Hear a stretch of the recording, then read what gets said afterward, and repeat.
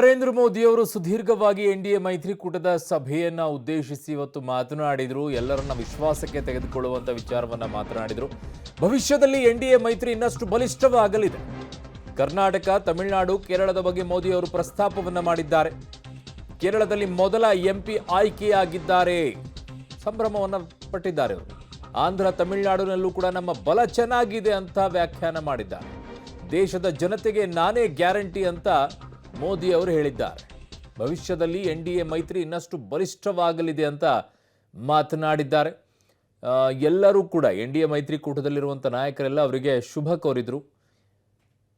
ಮಾತನಾಡಿದ್ದು ಹೇಗಿತ್ತು ಇವತ್ತು ಪ್ರಧಾನಿ ನರೇಂದ್ರ ಮೋದಿ ಅವರು ಅನ್ನೋದನ್ನ ನೋಡೋಣ. इस चुनाव में मैं कुछ उल्लेख जरूर करना चाहूंगा जो मेरी नजरिए से मैंने देखा है।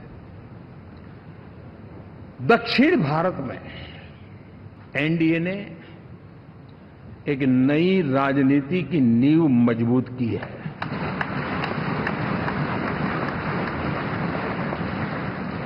अब देखिए, कर्नाटक एंड तेलंगाना,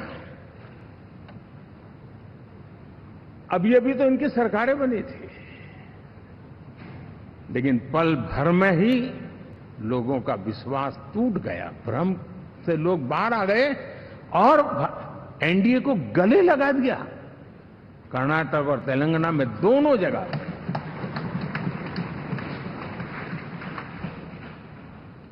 साथियों, ಸೊ ದಕ್ಷಿಣ ಭಾರತದಲ್ಲಿ ಎನ್ಡಿಎಗೆ ಹೆಚ್ಚಿನ ರೀತಿಯಾದಂಥ ಬಲ ಸಿಗ್ತಾ ಇರುವಂಥದ್ದನ್ನು ವ್ಯಾಖ್ಯಾನ ಮಾಡಿದರು. ಕರ್ನಾಟಕ ಮತ್ತು ತೆಲಂಗಾಣದ ವಿಚಾರವನ್ನು ಪ್ರಸ್ತಾಪ ಮಾಡಿದರು.